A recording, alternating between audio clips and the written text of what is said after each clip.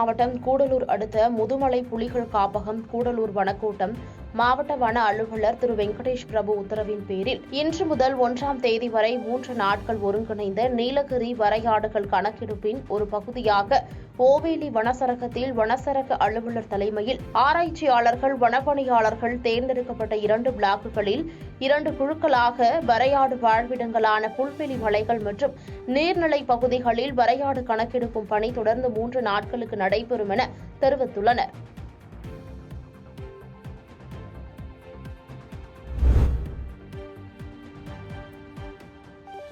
பரமத்திவேலூர் வாரசந்தையில் ரசாயனம் வைத்து பழுக்க வைத்த மாம்பழங்களை அதிகாரிகள் பறிமுதல் செய்து அழித்தனர்.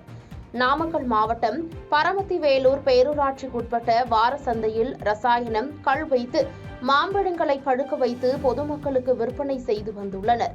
இதுகுறித்து உணவு பாதுகாப்பு அதிகாரிகள் தொடர்ச்சியாக வந்த புகார்களின் அடிப்படையில் பரமத்திவேலூர் உணவு பாதுகாப்பு அதிகாரி முத்துசாமி சந்தையில் ஒவ்வொரு மாம்பழ கடைகளாக சோதனை நடத்தியதில் 100 கிலோ மாம்பழங்களை ரசாயனம் மற்றும் கள் வைத்து பழுக்க வைத்திருந்தது தெரியவந்தது.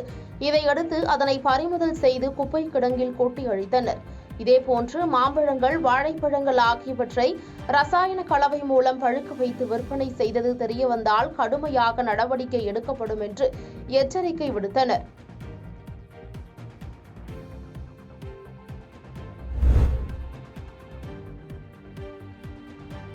கோடை வெயில் தாக்கத்திலிருந்து பொதுமக்களை காக்க மாவட்ட ஆட்சியர் அலுவலகத்தில் நீர்மோர் வழங்கும் நிகழ்ச்சி துவங்கப்பட்டது.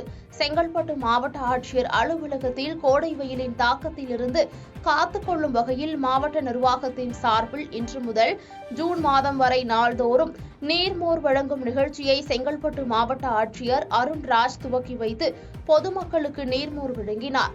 இந்நிகழ்வில் மகளிர் திட்ட இயக்குநர் மணி மற்றும் வாழ்ந்து காட்டுவோம் திட்ட அதிகாரிகள் மற்றும் அரசு அலுவலர்கள் பொதுமக்கள் உள்ளிட்டோர் கலந்து கொண்டனர்.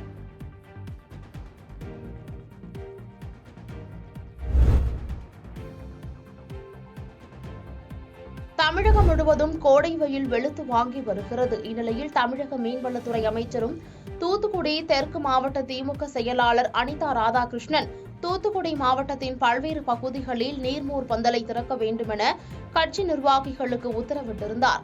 அதன் பெயரில் தூத்துக்குடி மாவட்டம் சாத்தான்குளத்தில் திமுக சார்பில் நீர்மோர் பந்தல் திறக்கப்பட்டது.